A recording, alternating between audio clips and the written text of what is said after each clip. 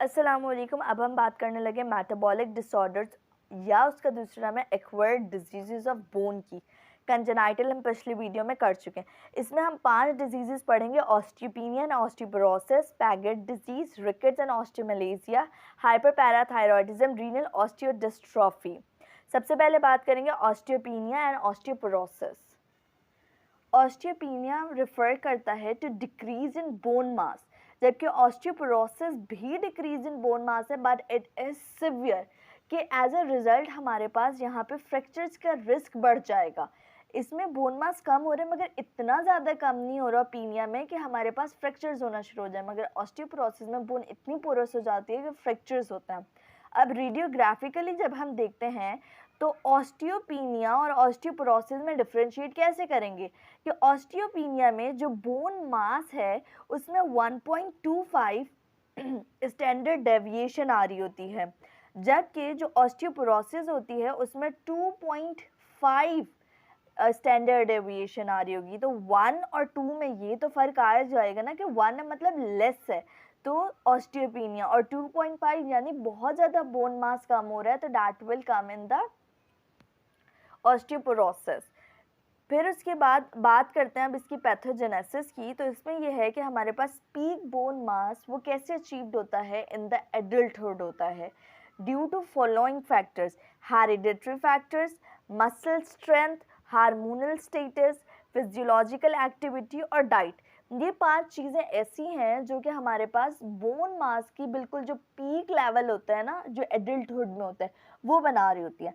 अब उसके बाद एज रिलेटेड जो बोन लॉस होता है जो कि नॉर्मली हो रहा होता है, तो that is 0.7% of bone mass per year. 0.7% bone mass loss हो रहा होता है नॉर्मली पर ईयर। अब पहले ऑस्टियोपोरोसिस की एक छोटी सी पिक्चर दिखा दूं। Now this is normal bone and this is bone with osteoporosis. अब ये देखें इसमें ट्रेबिक्यूलाई वगैरह और ये कितनी कॉम्पैक्ट सी बोन है, जबकि इसमें गैप देखें, पोरस देखें, पोरस मतलब होल से कैसे बने हुए हैं इसके अंदर और इतने बड़े बड़े। फिर उसके बाद ये भी हमारे पास नॉर्मल बोन है जिसमें हमारे पास देख रहे हैं बिल्कुल वो मैश वर्क सा बना हुआ है। जबकि बात की जाए इस वाली पिक्चर की तो इसमें हमारे पास पूरा वो टूटी हुई बिखरी हुई चीज़ की तरह के बस 2-3 टुकड़े ही जुड़े हुए हैं। तो ये है हमारे पास ऑस्टियोपोरोसिस कि जिसमें हमारे पास बोन मास लॉस होता जा रहा है और सिवियरली लॉस होता जाएगा, जिसकी वजह से फ्रैक्चर्स होना शुरू हो जाएंगे। अब हमने ये तो पढ़ लिया कि पीक बोन मास हमारे पास बन किन किन फैक्टर्स की वजह से रहा है। अब ये है कि ये ऑस्टियोपोरोसिस यानी बोन मास लॉस क्यों हो रहा है।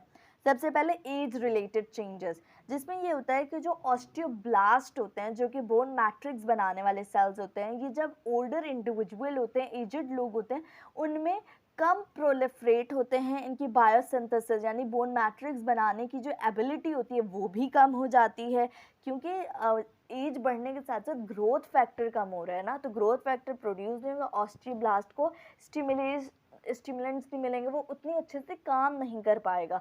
तो ये ऑस्टियोब्लास्ट की लेस एबिलिटी की वजह से young individuals as compare to ये हमारे पास ऑस्टियोपोरोसिस की तरफ ले जाता है, और इस टाइप का age related is known as senile osteoporosis, जो कि बढ़ती उम्र के साथ होगा, और इसको कैटेगराइज करते हैं लो टर्न ओवर ऑस्टियोपोरोसिस।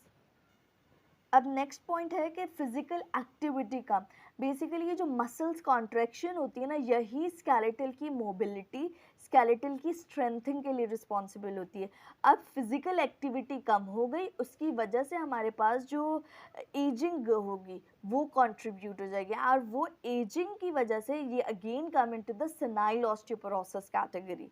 नेक्स्ट है जेनेटिक फैक्टर्स, जेनेटिकली म्यूटेशन हो जाए, जैसे LRP5 की जीन की म्यूटेशन, रैंक की, OPG या विटामिन डी, ये वो सारे जीन्स हैं जो कि बोन के लिए बहुत ज़्यादा इंपॉर्टेंट होते हैं। अगर इन सब की म्यूटेशन हो जाए तो it will also lead to the osteoporosis, but a small fraction.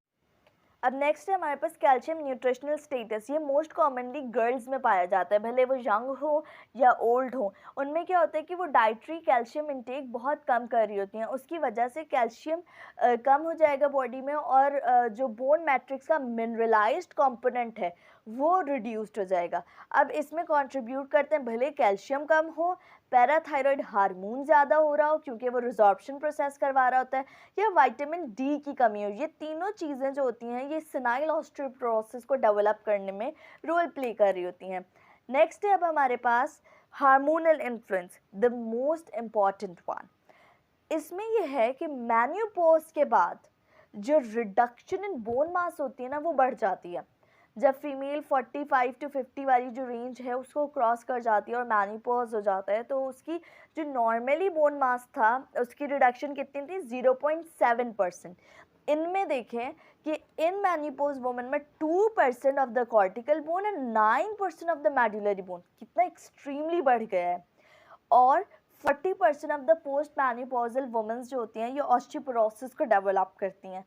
क्या पैथोजेनेसिस होती है वो बताती हूँ मैं आपको, कि जब हमारे पास ईस्ट्रोजन हार्मोन कम हो जाता है पोस्ट मेनोपॉजल वुमेन्स में, तो उनमें क्या होता है, ईस्ट्रोजन कम हुआ, उसने साइटोकाइंस की सिक्रीशन बढ़ा दी फ्रॉम द मोनोसाइट्स। अब ये जो हमारे पास मोनोसाइट से जो साइटोकाइन की सिक्रीशन बढ़ी, इनमें कौन कौन से साइटोकाइन है, IL-6, tumour necrosis factor alpha, और IL यानी इंटरल्यूकिन 1 एंड 6 और ट्यूमर नेक्रोसिस फैक्टर। ये साइटोकाइंस जो होते हैं ये फिर स्टिमुलेट करते हैं ऑस्टियोक्लास्ट को। ऑस्टियोक्लास्ट क्या करते हैं कि ये हमारे पास बोन रिजॉर्प्शन के लिए रिस्पॉन्सिबल हैं। अब ये साइटोकाइंस ऑस्टियोक्लास्ट को कैसे एक्टिवेट करते हैं, by increasing level of rank L and by diminishing OPG। ये OPG जो होता है वो रैंक L को इनहिबिट कर रहा होता है। तो ये क्या करते हैं कि OPG की एक्सप्रेशन को ख़त्म कर देते हैं, रैंक की एक्सप्रेशन को बढ़ा देते हैं, तो वो ऑस्टियोक्लास्ट की जो हमारे पास रिजॉर्प्शन का प्रोसेस है वो तेज़ हो जाता है और उसकी वजह से ये हमारे पास ऑस्टियोपोरोसिस करवा देते हैं। And this osteoporosis is known as post menopausal osteoporosis.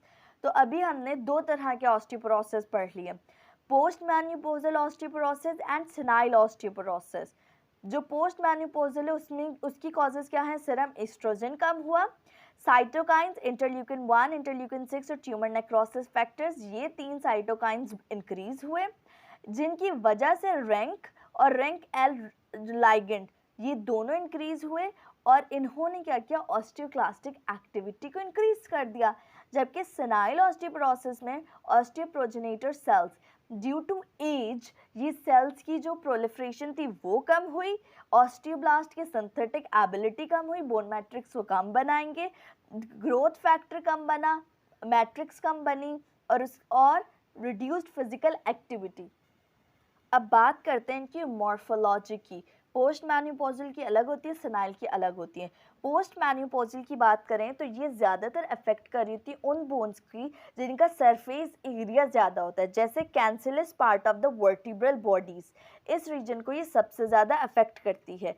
इसमें अपीयरेंस कैसे होती है कि जो हमारे पास ट्रेबिक्यूलेटेड प्लेट्स होती हैं कैंसिलियस पार्ट्स में ट्रेबिक्यूलेटेड होती है ना, मैंने फर्स्ट वीडियो में ही आपको बताया था, तो वो ट्रेबिक्यूलेटेड प्लेट्स को ये बहुत ज़्यादा पतला कर देती है, उनमें सुराख कर देती है, परफोरेट कर देती है। उनके जो इंटरकनेक्शंस होते हैं, जो मैंने अभी आपको पिक्चर में भी दिखाया कि वो जो जुड़ी हुई थी ना हड्डियाँ, उनको बीच बीच में से ख़त्म कर देती है, तो उनकी इंटरकनेक्शंस को ख़त्म कर देती है और एज अ रिज़ल्ट हमारे पास क्या होगा कि माइक्रो फ्रैक्चर्स होंगे। फिर सेनाइल ऑस्टियोपोरोसिस की जब हम बात करते हैं तो ये कॉर्टेक्स को थिन करेगी, ये विथ एज हो रहा है, एज बढ़ती जा रही है उसकी वजह से हो रहा है। तो उसमें क्या होगा, कॉर्टेक्स पतला होता जा रहा है। क्यों पतला हो रहा है, सब पेरियोस्टियल और एंडोऑस्टियल रिजॉर्प्शन होती जा रही है और इसमें जो कॉम्पैक्ट बोन का हवर्जियन सिस्टम होता है ना वो वाइडेंड हो जाता है। मैं आपको इसकी अब पिक्चर दिखाती हूँ। Now this is osteoporosis of the vertebral body, जो कि किस में होती है, पोस्ट मेनोपॉजल ऑस्टियोपोरोसिस में। इसमें ये देखिए ये नॉर्मल वर्टिब्री है, जबकि ये हमारे पास श्रिंक्ड हुई हुई वर्टिब्री है ड्यू टू ऑस्टियोपोरोसिस। अब इसमें क्या है कि इसमें हमारे पास ट्रेबिक्यूलर जो मैशवर्क था वो लॉस हो गया है और ये कैंसिलियस पार्ट ऑफ द वर्टिब्री को अफेक्ट कर रही है, तो ये श्रिंक्ड है, जबकि ये कंप्रेस्ड हुआ फ्रैक्चर्ड है, जबकि ये हमारे पास नॉर्मल है।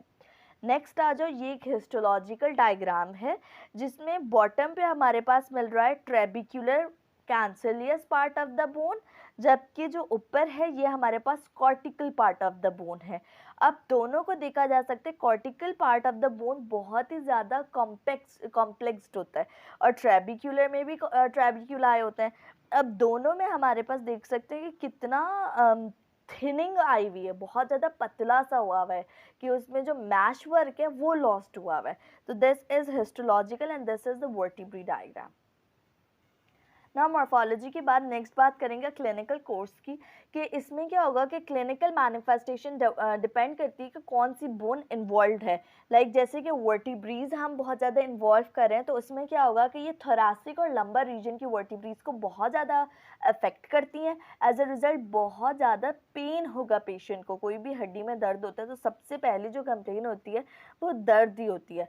फिर उसके बाद इसमें डिफॉर्मिटीज़ डेवलप हो जाती हैं, जैसे लॉर्डोसिस, वो जो पीछे कमर का अंदर की तरफ दबना, और काइफो स्कोलियोसिस, ये दो डिफॉर्मिटीज नजर आएंगी। और अगर इमोबिलिटी है फ्रैक्चर की वजह से, तो ये स्पेशली कौन कौन से फ्रैक्चर की, फेमोरल नेक और पेल्विस या स्पाइन की, तीन जगह के फ्रैक्चर्स बिल्कुल ही इमोबाइल कर रहे हैं। कौन कौन से? फेमोरल नेक, पेल्विस और स्पाइन। उन इमोबिलिटी की वजह से पल्मोनरी एम्बोलिज्म और न्यूमोनिया की कॉम्प्लिकेशंस की भी बहुत ज़्यादा चांसेस होते हैं। डायग्नोसिस की बात की जाए तो डायग्नोसिस तो देखिए डिफरेंट एक्सरे से भी है, मगर जो ऑस्टियोपोरोसिस को बहुत ही वेल डिफाइंड और बेस्ट एस्टिमेट जो लगवा रहा होता है ना, वो है हमारे पास डुअल एनर्जी एक्सरे एब्जॉर्प्टो इमेजिंग। ये एक्सरे या फिर कम्यूटेटिव टोमोग्राफी, इन दोनों के ज़रिए से कितना बोन मास लॉस हो रहा है या बोन डेंसिटी डिक्रीज हो रही है, उसकी बेस्ट एस्टिमेशन की जा सकती है by these two radiographic test. बात करते हैं प्रिवेंशन और ट्रीटमेंट की, तो इसमें कैल्शियम विटामिन डी दिया जाएगा, जो कि हमारे पास डाइट्री वाले को, एजिंग वाले को रिड्यूस करेगा। और बिसफॉस्फोनेट का काम हमेशा याद रखिएगा कि बिसफॉस्फोनेट क्या करता है, ऑस्टियोक्लास्ट की एक्टिविटी को रिड्यूस करता है और ऑस्टियोक्लास्ट की अपोप्टोसिस को इन्हेंस करता है कि ऑस्टियोक्लास्ट को ख़त्म हो जाए, और वो जब ख़त्म हो जाएंगे तो वो रिजॉर्प्शन प्रोसेस नहीं करवाएंगे और ऑस्टियोपोरोसिस के चांसेस कम से कम होते जाएंगे। सेकेंड है हमारे पास डिनोस्यूमैब, ये एक एंटी रैंक एल एंटीबॉडी है जो कि लाइगेंड को बाइंड होने से रोकेगी, और उसकी वजह से जो वो रिसेप्टर पे रैंक लाइगेंड जाके बाइंड होता था और उसकी वजह से सारा ऑस्टियोक्लास्ट की एक्टिवेशन हो रही थी, वो प्रोसेस नहीं हो पाएगा। और ये डोनियसुमैब पोस्ट मैन्यूपोजल ऑस्टियोपोरोसिस में सबसे ज़्यादा अच्छा रोल प्ले कर रही होती है। और इसके अलावा आफ्टर मैन्यूपोज एक hormonal therapy, hormone replacement therapy भी अब अवेलेबल होती है for the womens. Of course हर कोई तो नहीं करवाता, बट ये भी हमारे पास अगर वुमेन्स करवाएं तो ये डीवीटी, स्ट्रोक और इस तरीके की फ्रैक्चरल कॉम्प्लिकेशंस को प्रिवेंट कर सकती है। तो यहाँ तक हमने ऑस्टियोपोरोसिस कंप्लीट कर लिया।